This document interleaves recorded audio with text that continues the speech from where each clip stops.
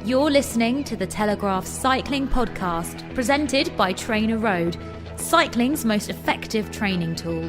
I want to be the title sponsor. What's it going to cost? I think around 10 million. Yeah, that's a bit out of my budget. I have the impression that we are in the place where we have to be now. Greg had a really bad back all last week, so we caught up on your podcast with me giving him a back massage and him listening to you guys. That's a wonderful image. With exclusive interviews and the best analysis on two wheels, this is the Telegraph Cycling Podcast.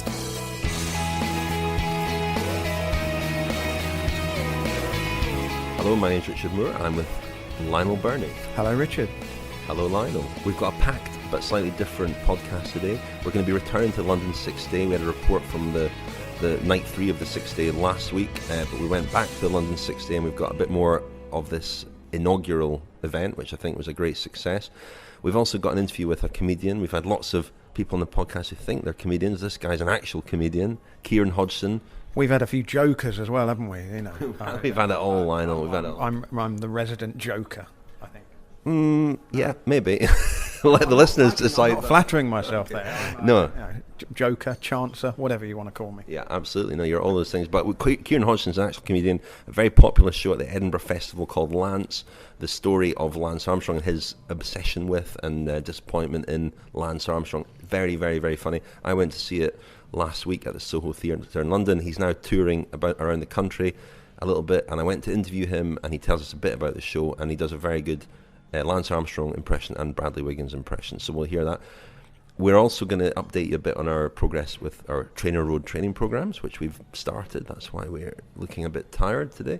But first of all, back to London 60, back to the London Velodrome, and I think, we weren't sure about things on night 3. There was quite a thin crowd, but the crowd built during the week, and by Thursday and Friday when the race finished with a victory for Kenny de Ketelaere and Moreno de Pau, just ahead of the young British riders Ollie Wood and Chris Latham.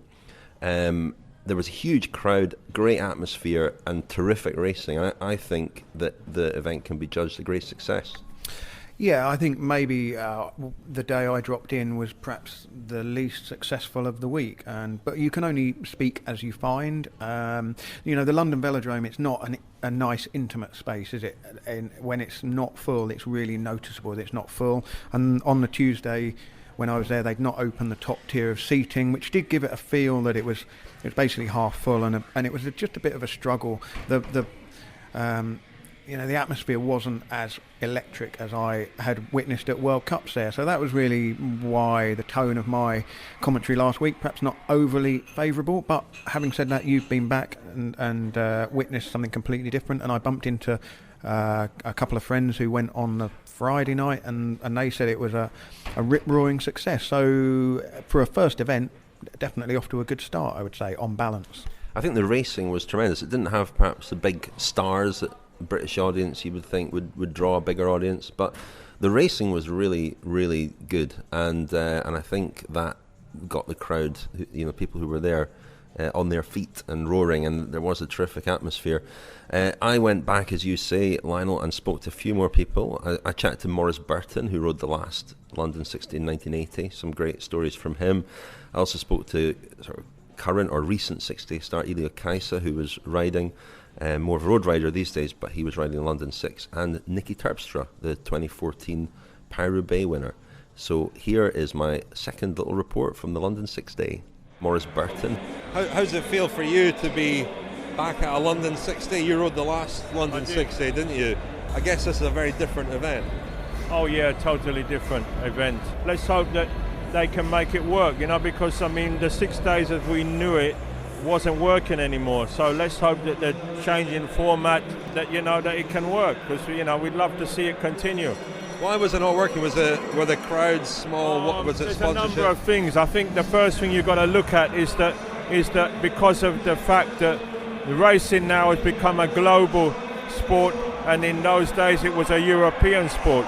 The fact is that in the winter time the top riders didn't race outside Europe. Now they go to Qatar, they go to Australia, and so in those days they were quite happy to be riding in the warm in the 6 days and be instead of training.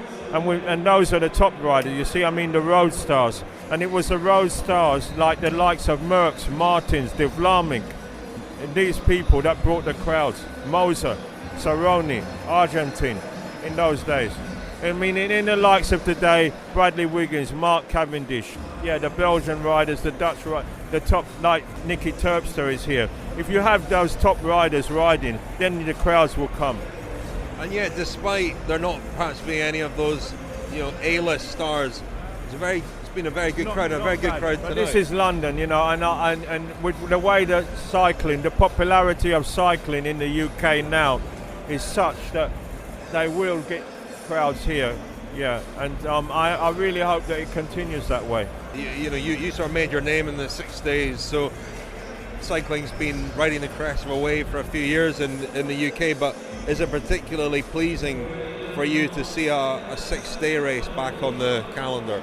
I'd love to see it come back at some point, because it's got to the point where I think there's 6 days this winter, and in my time there was 18 6 days in a winter. And that was your main thing, wasn't it? I rode 16 in one winter before. Wow. And how do you feel watching your son Germain compete here? I mean, does that give you special satisfaction? I'm glad to see that he's holding his own, especially with his partner Mark. They're doing very well, for such a young age. I'm very proud to see that they actually are, especially last night. I think the first few nights, they were learning, it's a learning curve, but I think they started to work things out a little bit, how it works a little bit, What age were you when you rode your first 6? It depends what you mean. I mean, I first rode in the my first amateur 6 day was 1975, which was Ghent, and I'll be honest with you, my partner actually sold the race, because they had to take 3 laps on us in the last hour, in the last night to win it, because we were, otherwise they couldn't win. But anyway, that's life. But now my first Pro 6, I was just turned 22 when I rode my first Pro 6 day. But that was the time Eddie Merckx was riding with Patrick Surqueux, Danny Clark was riding with Freddie Martins, and Martins and Merckx had a bit of a issue at the time. And so there was a no-holds-barred battle going on there. Yeah, Merckx and Martins, there was a huge rivalry there. And me and Medhurst were in the middle of it all, Yeah. So that came out on the track as well. We won the points jersey. We won the leader. We won the most points. So with Merckx and Martins, did that manifest itself in the race as both of them wanting to beat the other? I mean, it was no holds barred all the time. It was, Merckx was a very determined man. But of all the riders you rode with, who was the most impressive? Depends how you want to look at that. I mean, for the appetite to win, I would say Eddie Merckx. For the most versatile of riders, I mean, for a man who was world sprint champion, kilometre champion, and also green jersey in the Tour, then Surqueux. As a track rider, 6-day rider, I have to say Danny Clark. Danny Clark is the only rider I'd never ever got the better of. Now, I mean, famously the 6 days were as much about the off-track entertainment, the booze, the smoke.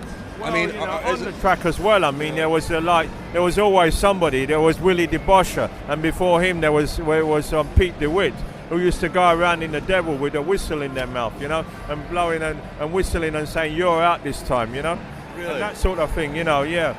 But the smoke in particular, as a rider, was that something that you were? The smoke. It's something that we were used to, I mean, all your clothing and everything stunk with cigarette smoke. But a lot of the riders actually used to smoke a cigarette or two now and again, because just to get your body used to it. Really? Well, that was part of the regime. Yeah, I used to have a cigar now and again. The cabins that we've got here are still exist, but in your day, were the cabins places where you really did sort of live? Because you were racing, you spent a lot longer on the track. Well, yeah, we spent longer on the track, but it was the days when there was one rider on the track day or night had already passed. In my time, it was 12 to 16 hours a day on the track. But when we wasn't on the track, sometimes, I mean, for example, in Zurich, there was no windows, there was no air. We just laid there on this thing, and the sweat would just pour off you, Yeah. That was where it was like, it was unbelievable. And was it lucrative? Yes. No further comment. There has to be something. And nobody rides around like that for 16 hours a day, without getting something out of it.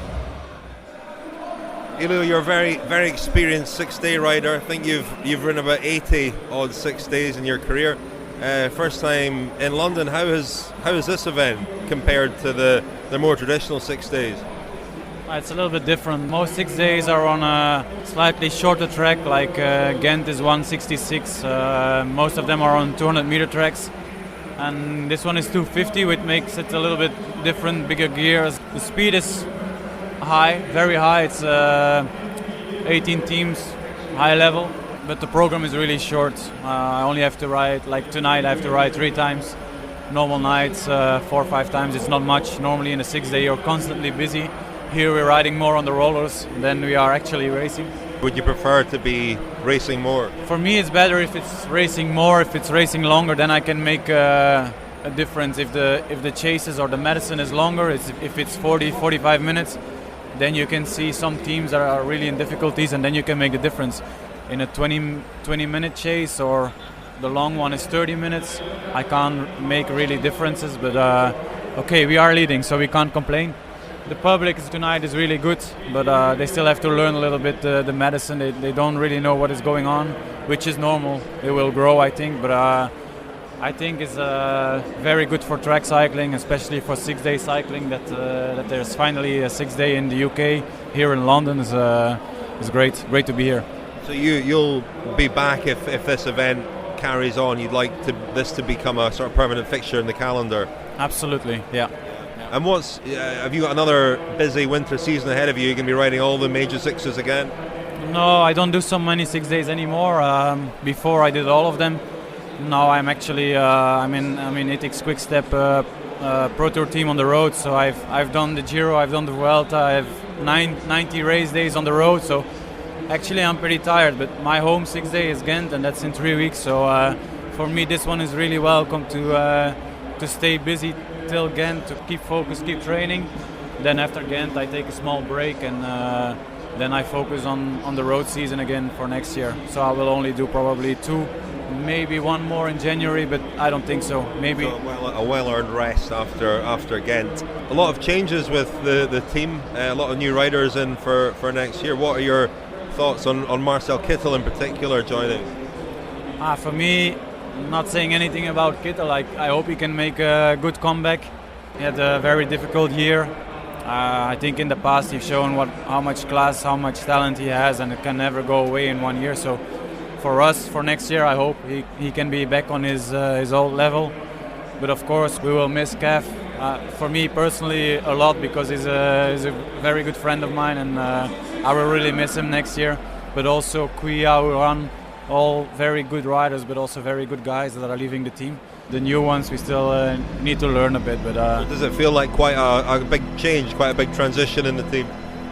Yeah, because our leaders are gone, and we will probably have new leaders. Only the classic team stayed more or less the same, with Bonen, Stibar, Terpstra, Kev, Kuya, Uran, big names that are leaving us, and okay, we have to see if the new ones, if they can fill that up. Just finally, Iljo, a few young British riders competing here. First time some of them have raced at this level. What have you made of their performances and the way that they've ridden this week? Of course, they are unexperienced, which is normal. They're very young. They've been riding really, really strong. Latham and Wood have made a big impression on me, and I think on everybody here. Personally, before the 6 day, I thought there would be more British riders. Of course, it's Olympic year coming up, and also for the sprinters, would be nice if there were more of the UK sprinters. Would also be very nice for the public. I hope in the future there will be even more. Would have been awesome if Cav was here, or if Wiggins was here. It's not the case this year, but I think in the future it can only get better. But the guys that are here, really chapeau for the way they're riding, and go on like that, I would say. Thank you very much, and good luck with the last couple of sessions. Well, Niki Terpstra has just won a thrilling 40-lap Birnie race. Very close finish in the end, but he's the winner, and he seemed to enjoy that. I'm going to try and get a word with him now. Good win in the Birnie race there. That was quite a thrilling race. Did you enjoy that? Yeah, it was a good final. In the end, I was in the lead. So I was in a good position because the guys that wanted to pass me had to take the longer line. So I had a bit of an advantage, and that's why I could stay in front in the last lap. How do you communicate with your pilot in the heat of the race? Well, the only thing you have to say is "ho, stop" if the legs are blowing. For the rest, you just have to follow the Birnie rider, and he has to feel how the rider is. He has to look if he's still following, and he's got to have the feeling. That's the difference between somebody who's just riding on a motorbike or a good Birnie pacer. How do you find the adjustment from riding on the road to the track? Is it something you find quite easy to manage, or does it take you a while to find your track legs again? It's not easy, but you have to prepare well for it. It's important that I've got I had the track school, so I'm used to it. Did a lot of medicine since I was little. Yeah, if you get the track speed, it's like it comes back. Yeah. And what do you think? What does it do for you as a rider? Do you think riding these sorts of events, riding on the track in the winter, does it help you in the summer road season? I think for sure, but you have to do more disciplines. In the winter, I ride a lot on track, but also a lot on the mountain bike, also on the road. And if you combine all those things, in the end, I think you will be a better all-round rider. Because it's quite a contrast going from Paris-Roubaix, the cobbles of Paris-Roubaix, to the smooth boards of the velodrome. For sure, the surface is different. Actually, on the track, you learn to push power on the pedals. Also, when you're on speed, or when you're on the flat, not only uphill. And this advantage I also bring it to the cobbles. You have to keep power on the pedals. Keep pedaling in a good cadence. That's a kind of way you can combine those disciplines. What are your plans for the rest of the winter? Are you going to ride other 6-day races, or are you going to get back into road training quite soon? Well, this is my last race until New Year's Eve for sure. Probably I will do the Rotterdam 6 again in January. Won there now 3 times in a row with Iljo Keisse, and probably I will try to defend the title. And then it's back to work, back on the harsh weather, the cobbles of Belgium, the classics in February and March. You looking forward to those again next year? Yeah, already looking forward. After this race, I will take a small rest period. Gonna enjoy the time at home because I've been on the move a lot the last months. And then start training again, back to basics. Every day on the bike or a walkout, and preparing for a new season. A few changes in the team for next year. You've got Marcel Kittel coming, Mark Cavendish going. Are you happy about those changes? Are you looking forward to riding with Kittel next year? We had a real good sprinter. We get another new sprinter. I really liked the time with Mark. I think we achieved some nice things together. This is just a new chapter. And Tom Bonin has had a terrible run of bad luck, a terrible crash recently. Have you heard how he's getting on? Are you confident he'll be back for the classics next year? Oh yeah, he's recovering. Not well, of course, but he's recovering, and I'm sure he's a big champ, and he will be back. Don't worry. The Telegraph Cycling Podcast, brought to you by Trainer Road, cycling's most effective training tool. Pair your power meter with over 800 workouts and 80 training plans to make you a faster cyclist. Visit trainerroad.com/TCP to try Trainer Road risk-free for 30 days. Thank you very much to Trainer Road for sponsoring us throughout the winter, helping to keep this weekly podcast free.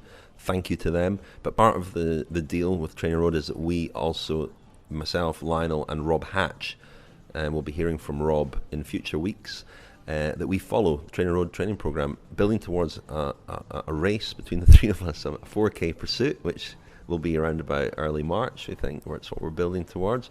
But we did our FTP test this week, didn't we, Lionel, which established our sort of threshold power. It did, the functional threshold power test, and ours... air quotes around power. Yeah, well, exactly, as you'll hear in a minute. I recorded the beginning, middle and end of my FTP test, which I undertook a couple of days ago. But yeah, we're off and running 3 sessions a week for the next endless number of weeks. We're off to a promising start. We already know the pecking order. Richard, I enjoyed it. I mean, we have established the sort of threshold power. Mine's marginally ahead of yours, but I compared this to a popularity contest between Donald Trump, Katie Hopkins, and Nigel Farage. It's nothing to really boast about. No, definitely not. Our numbers are not going to be troubling any skeptics. Let's put it that way. Power to weight, I think, well within the legal range, the range of what we believe is possible for human beings. I think it certainly is. I thought it wasn't possible to only produce that many watts per kilo. Well, I can certainly work on getting the kilos down and the watts up. I think I've got quite a lot of ground for improvement. What's up? Yeah. No, I think we've all got a lot of grounds for improvement. As you heard on the jingle there is a landing page, so you can follow our progress on the Trainer Road website, trainerroad.com/TCP. And so please don't share it publicly. It's for your private viewing, but we'll be following the program. I've got my second session today, actually. Quite looking forward to that. Oh, I'm a sort of a day behind you. I'm doing my second session tomorrow. Roughly speaking, we're doing about 3.5 hours a week on the Turbo Trainer at the moment. It's all been tailored to our own individual specifications, really. And the FTP, as you get gradually stronger, you can increase your functional threshold power according to your results in each of the turbo sessions. So it's like having a coach on your iPhone. And I thought the little motivational messages that came up on the iPhone were motivational. There was only one moment where I wanted to pick it up and hurl it across the room. Right, well, we'll keep you posted on that, and we'll speak as well to the coach at Trainer Road, Chad Timmerman. We're going to have him on at some point just to explain a little bit more about how this works. But again, great thanks, I think, to Trainer Road, and we're very grateful to the sponsorship. Yeah, so let's listen to me getting started on the Turbo Trainer, finding my feet, literally dusting the cobwebs off the Turbo Trainer, which has been in my shed for the last 13 months, and getting started with the Trainer Road program. Cool.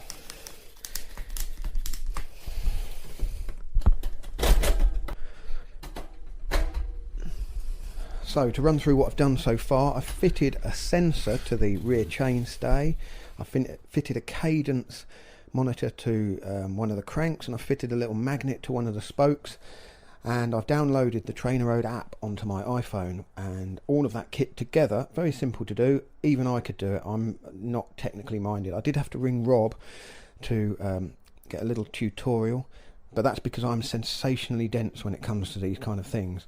I just can't seem to make this kind of thing work. So if you're a normal person out there and you're quite adept at this sort of thing, then you'll be set up within about 5 minutes, I'd have thought. Anyway, the Trainer Road app is going to tell me my cadence and my power output, because I've programmed into it the model of my Turbo Trainer, which is a Cyclops Fluid 2, and the training program is already on the app. All I have to do is press go, and there's a sort of 25 or so minute warm up, a couple of little tests in there, and then there are 2 8-minute sections which are going to give me my power output, I guess. So the first test of this winter-long training program is going to determine how strong, or more to the point, how weak I am.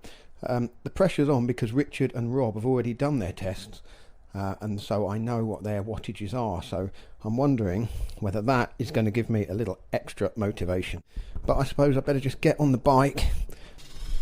I'm indoors and the pedals are spinning and the app is working, and it's telling me that the sensor is giving information, but the resistance on the trainer doesn't really feel right. So I'm wondering whether I should tighten that back up again. Or maybe I should just give myself a slightly easier ride today, I don't know. Off and running then, and the Trainer Road app's giving me information, a lot of information. Words coming up at the bottom with some messages telling me that at the moment we're going quite easy, but it's going to build up and be harder later on. At the moment the target is to be riding at 100 watts, and it's quite difficult. I'm in a low gear and just spinning very easy at a cadence of around about 90. So this is a very much a short warm-up, a few minutes. Looks from the graph on the screen like there's two hard efforts. It says both efforts will be pretty uncomfortable but sustainable. How little they know me. Anyway, I'm going to have to concentrate on this for the next hour, so let's see how we get on.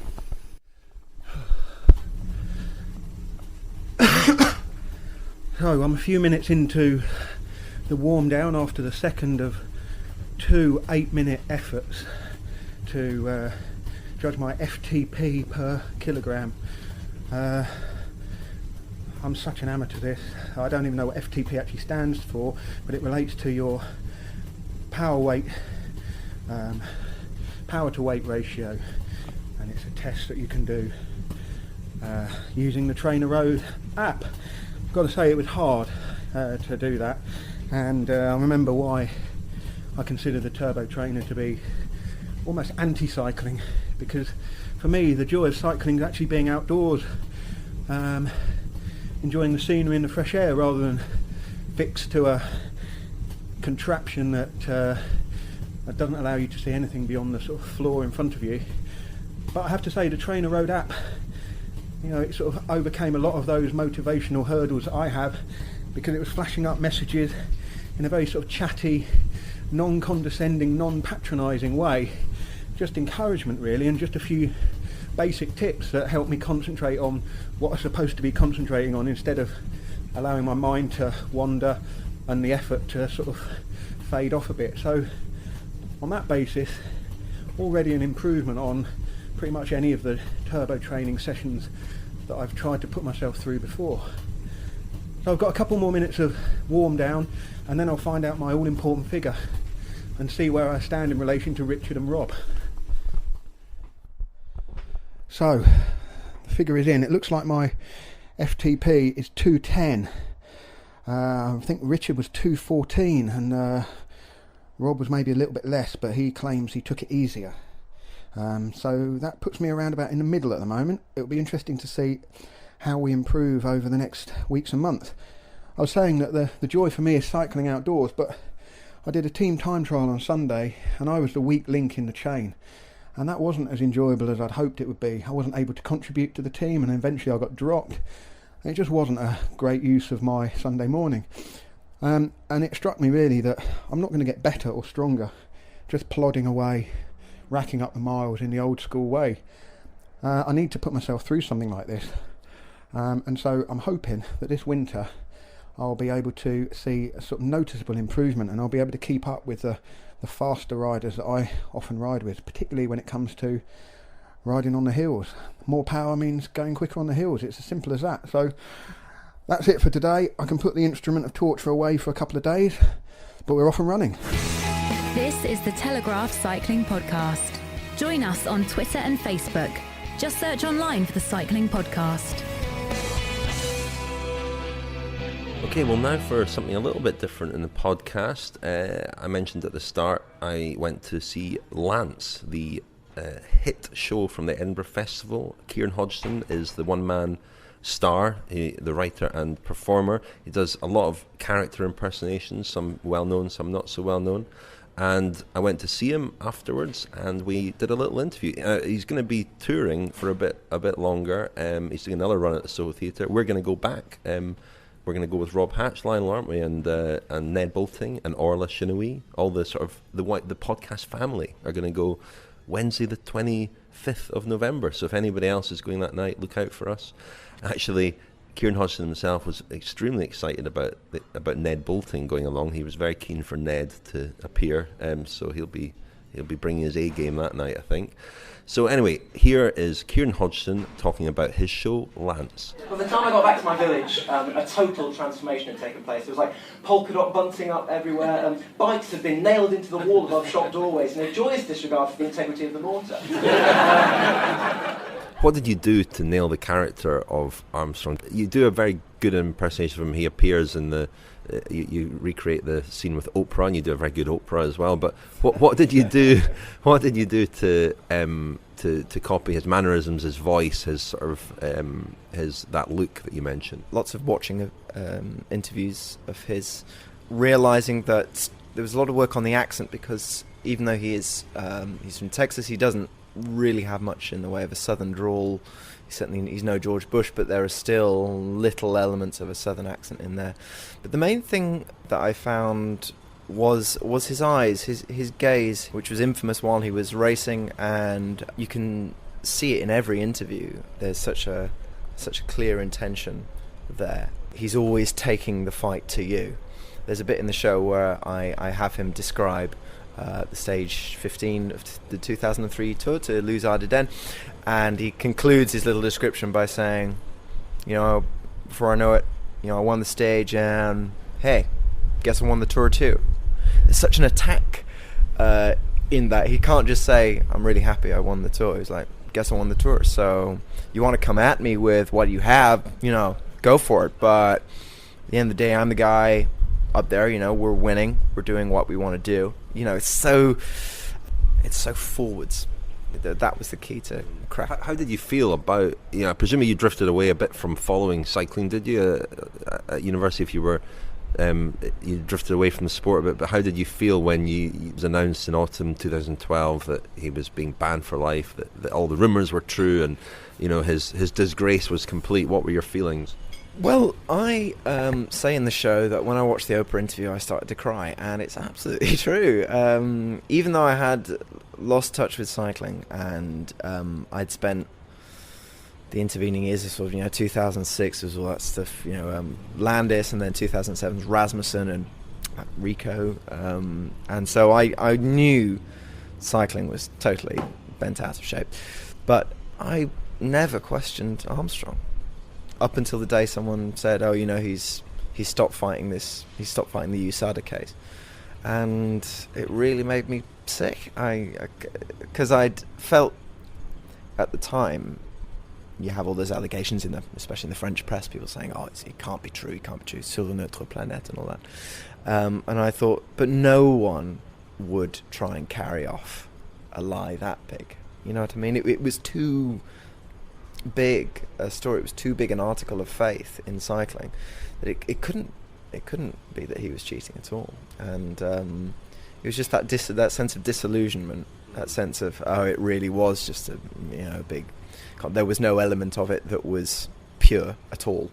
That really came as a very bitter blow, even though it had been a long time since I'd been hooked into cycling.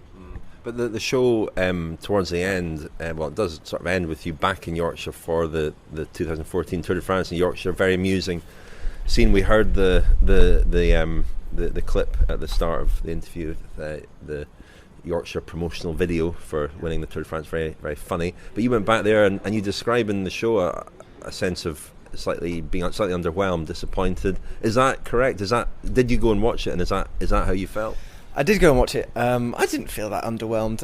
It's a nice little narrative beat in the show. But no, I had the best time, and it was obviously it was in 2014, and a few months later I started having to think about ideas for this show, and the experience of being there was unforgettable, and I really wanted to in some way pay tribute to it and bring it to a wider audience and just say this. Certainly in my village, it was the best thing that's ever happened, and it felt very redemptive after all, and that's why I put it in the show. Basically, is after all that seemed to have gone wrong in cycling, you get to 2012, 13, 14.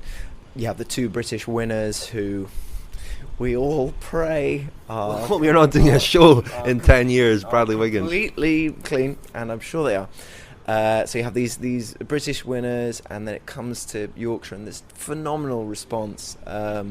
everyone gets so excited. And you go back to my village, Home Firth, to this day, all the bikes are still up, all the decorations still there. People are so proud of it.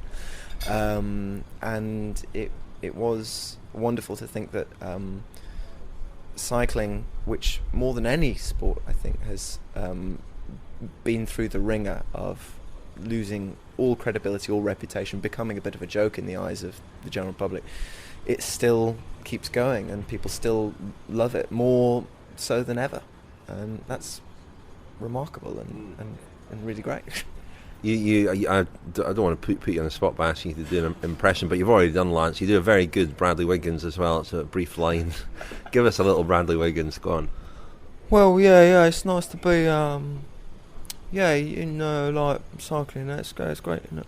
I remember my sort of thing about Bradley Wiggins when he'd won the gold medal for the time trial in 2012, and he was standing in front of Hampton Court Palace being interviewed by the BBC. I said, it's just been really nice to know there's always people come out wherever we are.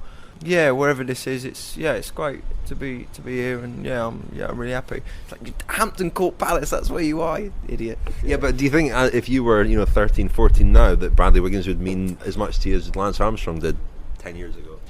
Obviously Bradley's done amazing things for UK cycling, and I was as happy as anyone to see him win. But for me, it still comes down to style, and Bradley's tour was very meticulously planned and carried out, and really, compared to the previous year's tour, the 2011 tour with Cadell Evans and the Schlecks and all that kind of, and Contador, it was quite dull.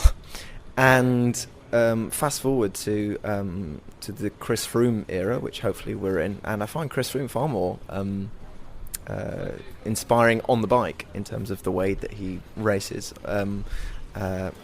I don't know, he's not so much of a personality off the bike in terms of his penetration with the British public. Obviously everyone knows who Sir Bradley is, so if I were a 15-year-old, I would doubtless be having arguments with my friends about who was better, and I would probably go, I think Froome's got it for me. Maybe Mark Cavendish would be more, for a youngster, that sort of personality and fighting spirit and arrogance as well, I guess. Yeah, but Cav's brilliant because he has that arrogance, but Cav always seems that if he's arrogant, it comes from a very sincere place. So he just loves riding his bike and racing and winning, and if he doesn't go right for him, he's a bit annoyed. And there's also that sort of Prince Harry trajectory that he's gone on of being the wild child who's bumping into people and mouthing off on Twitter, and now he's this elder statesman at the tour with his daughter going, well, I didn't win, but my daughter's here, so I don't mind. It's really, and it's very endearing to see him grow up and mature in that way, and great to have so many people cyclists getting sports personality. I went back home and I went straight into my bedroom, and there it was, that bloody poster looking at me, and it said, just do it. So I tore it down and I ripped it up and I put it where it belonged, in the mixed recycling. Okay, that was Kieran Hodgson. I do thoroughly recommend his show Lance, if you can go and see it. We've got our own performances coming up, Lionel, maybe not quite as funny, but we will be appearing at the London Sports Writing Festival on Sunday, the 15th of November at 2 p.m, the Cycling Podcast Live. I'll sneakily just mention that immediately after that, I'm doing my own event with Ed Caesar, the author of 2 Hours. I'll be talking about my book, The Bolt Supremacy. And Ed... Can you leave that for the Athletics podcast? Ed will be talking about his book, 2 Hours, about the quest for the Tour Marathon. That event will be hosted by Orla Shinoui. So if you can come along to the Cycling Podcast Live, please do hang around for that as well. That's at Lord's Cricket Ground, we should mention, in London. Tickets are available on the London Sports Writing Festival website, which you'll find using Google or alternative search engines, if such things exist these days. Sure they do, actually, Lionel. Anything else, Lionel, before we wrap up? We've got looking further into the future, what's that? We're on at the Rouleur Classic a few days after that. Friday the 20th of November, yes? That's right, in the evening.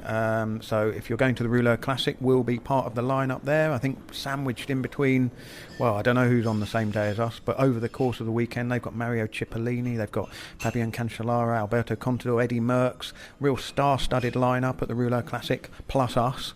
So that promises to be a good weekend. If you Google Rouleur Classic, I'm sure you'll find details about that. And finally, looking a bit further ahead to next year's Tour de France, quite a long way off at the moment, but we've been invited to stay at a chalet in the Alps, La Chalet Gietas, I believe it's pronounced. I wasn't sure whether you pronounce the as on the end, but I'm told that you do by the owner, a man called Chris Cole, who's invited us to stay with him. So Richard, Daniel and I will be staying at the chalet, and we'll be putting on a cycling podcast live event there. We'll probably be doing the regular Tour de France show in front of a live audience. So anyone who's staying at the chalet that week will get the added bonus of witnessing a recording of the cycling podcast. And I think he's putting on a kind of itinerary, offering people the a bit of tour guiding so they know where to go and watch the race, and alternative bits of cycling to do while they're staying at the chalet.